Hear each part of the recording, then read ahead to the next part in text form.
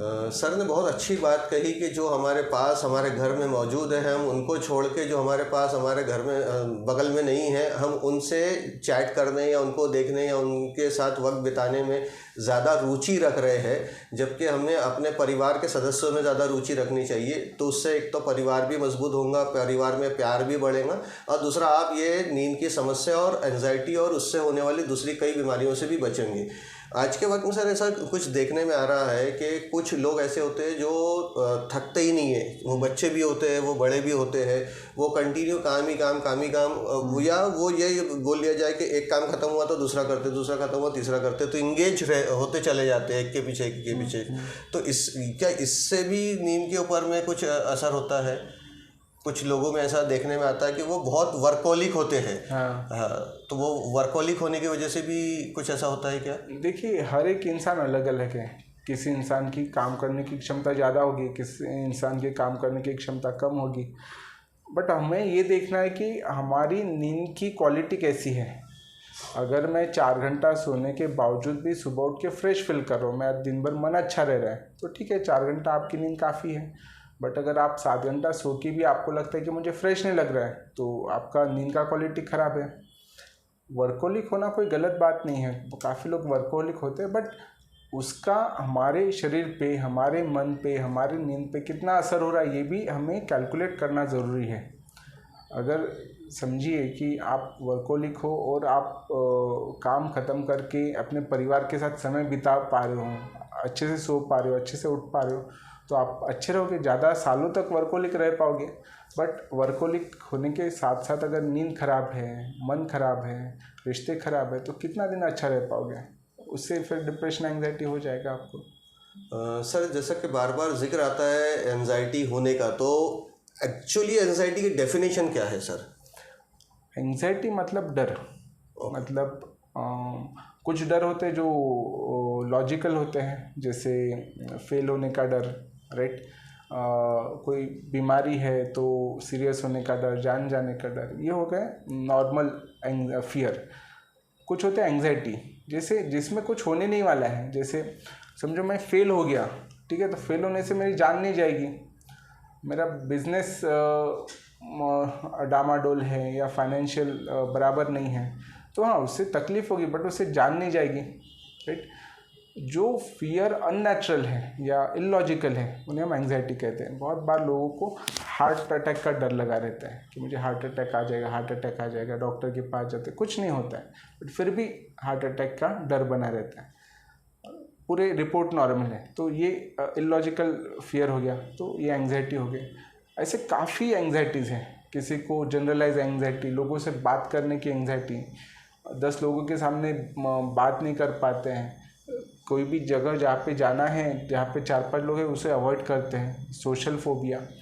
बाद में performance anxiety, stage पे जाना है तो घबराहट होती है। अभी इन सभी में 4 लोगों के सामने बात करने से, स्टेज पे बात करने से अपना जान तो नहीं जाने वाला है, बट अपनी बॉडी ऐसे रिएक्ट करती है जैसे कि अभी थ्रेट है। तो ये जो इलॉजिकल फियर्स हैं, इन्हें एंग्जाइटी कहा जाता है। जब ये आपकी लाइफ को डिस्टर्ब कर रहे हैं, आपके फिज़िकल, सोशल, ऑक्यूपेशनल, इन सभी डोमेन को अफेक्ट करते, तो वो एंग्जाइटी कहा जाता है। ओके, ये जो नींद की समस्या है जिस पर भी हम बात कर रहे हैं सर, तो क्या इसका कोई ट्रीटमेंट, मेडिकेशंस भी होता है? मेडिकेशंस के ज़रिए से भी इसको सही किया जा सकता है? साथ ही साथ हैबिट्स चेंज करना और ट्रीटमेंट करना, ये दोनों एक साथ ज़रूरी है या हैबिट से ही सही हो सकता है?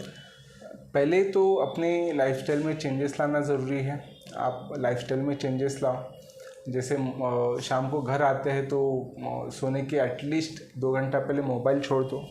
शाम के वक्त चाय कॉफ़ी का सेवन मत करो। जब घर आते हैं तो अपने काम को बंद करो, थोड़ा समय माइंड को रिलैक्स होने दो। अपना जो बेड है उस पे बस सोने के लिए जाओ। बहुत लोगों को देखा है कि उस पर ही बैठ के पिक्चर देखेंगे, उस पर देख के बात करेंगे, उस पर ही बैठ के चैटिंग करेंगे, ये अवॉइड करो। सो ऐसी बहुत सारी लाइफस्टाइल मॉडिफिकेशन जो आप कर सकते हो, जिससे हमें नींद में काफ़ी फ़ायदा हो सकता है। और ये करने के बावजूद भी अगर नहीं हुआ तो बहुत बार इवैल्यूएट करना पड़ता है कि डिप्रेशन है क्या, एंग्जाइटी है क्या, फियर है क्या। अगर उस वजह से नींद नहीं आए तो उसका ट्रीटमेंट किया जा सकता है। बट इन सभी के लिए अगर नींद का तकलीफ़ हो रहा है तो आप अपने पास के साइकेट्रिस्ट को मिलिए, उन्हें दिखाइए, ताकि आपका डायग्नोसिस बराबर हो और जो कुछ ट्रीटमेंट ज़रूरी हो वो आपको मिले, ताकि आप इन तकलीफ़ से बाहर आ सको। सर आजकल के जैसा बच्चों में हमने ये चीज़ देखी है, और हॉस्टलाइज में होने के साथ साथ भी घरों में भी जो बच्चे पढ़ते हैं तो उन्होंने अपने बेड को ही अपना स्टडी टेबल बना लिया है। वो एकदम कंफर्ट होके पैर वैर फैला के तकिया रख के इस टाइप से एक बहुत कॉमनली देखा जा रहा है ये। तो क्या ये प्रैक्टिस सही है या गलत है? पूरी तरीके से गलत है। आपको बेड पे तभी जाना है जब आपको सोना है। आपको पढ़ना है टेबल कुर्सी पे पढ़ो, आपको पिक्चर देखना है अपने हॉल में जाके देखो। आप जब बेड पे ही 4-5 चीज़ें करोगे तो आपका माइंड जो है बेड को 4-5 चीज़ों के साथ एसोसिएट कर देगा। उस वजह से क्या होगा, जब आप सोने जाओगे तो आपका माइंड सोचेगा क्या करना है, क्योंकि हम तो यार 4-5 चीज़ें करते हैं, तो फिर नींद आने में दिक्कत होती। तो इसे एसोसिएशन कहा जाता है। अगर आप बेड का यूज़ सोने के अलावा बहुत सारी चीज़ों में करते तो एसोसिएशन वीक हो जाता है, और बेड का यूज़ सिर्फ और सिर्फ सोने के लिए करते हो तो एसोसिएशन स्ट्रांग होता है। उससे अपने को नींद आने में काफ़ी फ़ायदा होता है।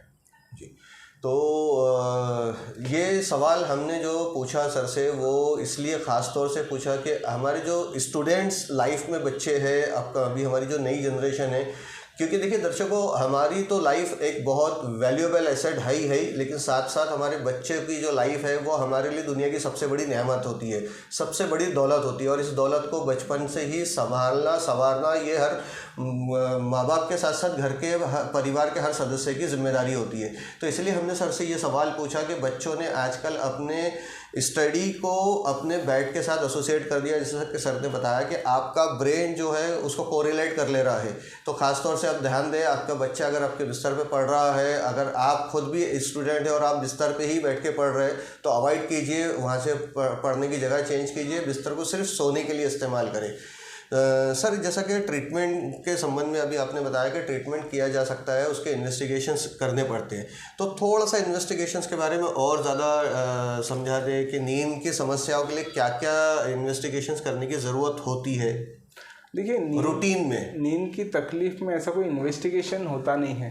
आपको बस आपके साइकेट्रिस्ट से मिलना है, वो आपको इवैल्यूएट करेंगे, काफ़ी सवाल जवाब करेंगे और वो ये जानने की कोशिश करेंगे कि आपको नींद क्यों नहीं आ रहा है, और उस हिसाब से आपको वो सजेशन देंगे, शायद बिहेवियरल सजेशन जैसे लाइफस्टाइल मॉडिफिकेशन, या फिर ज़रूरत है तो दवाइयाँ।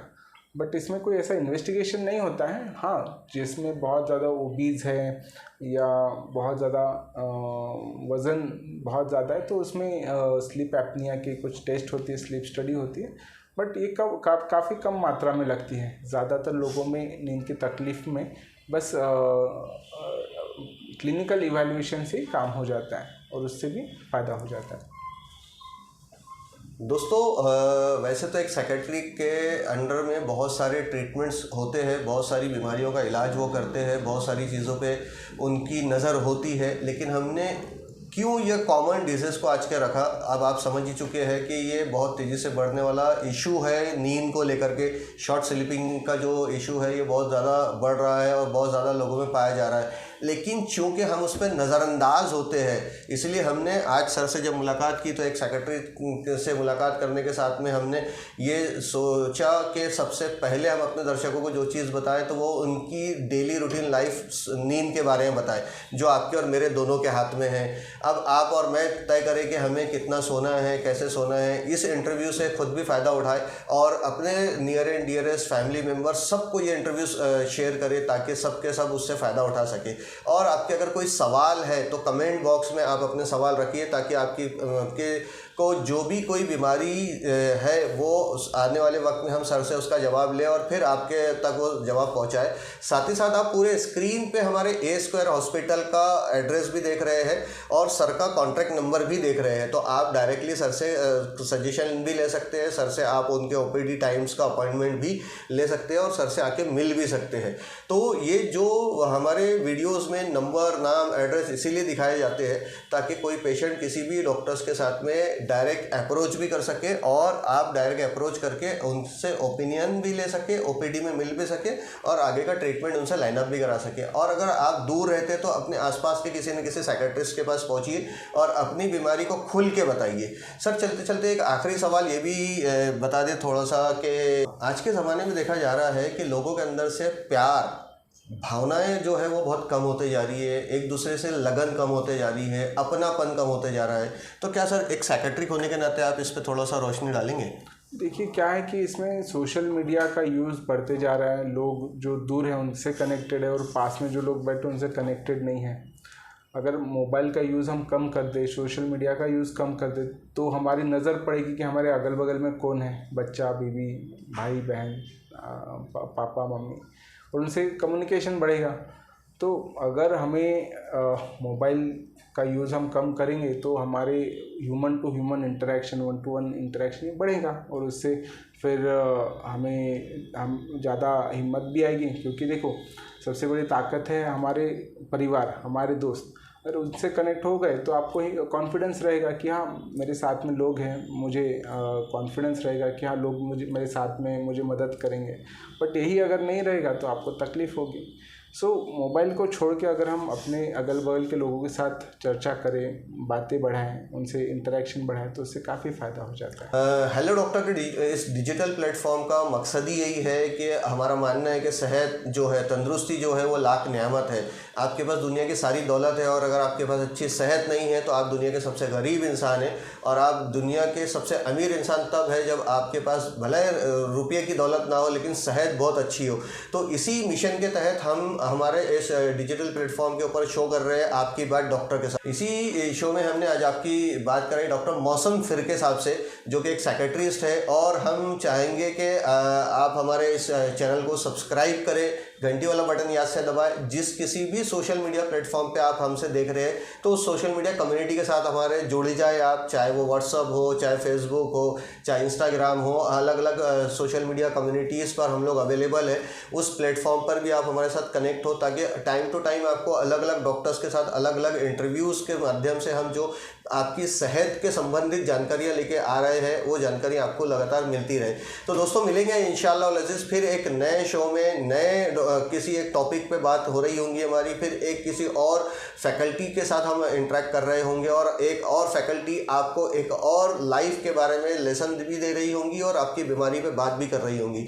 तो दोस्तों इजाज़त दीजिए, जज़ाकल्लाह खैर, अल्लाह हाफिज़।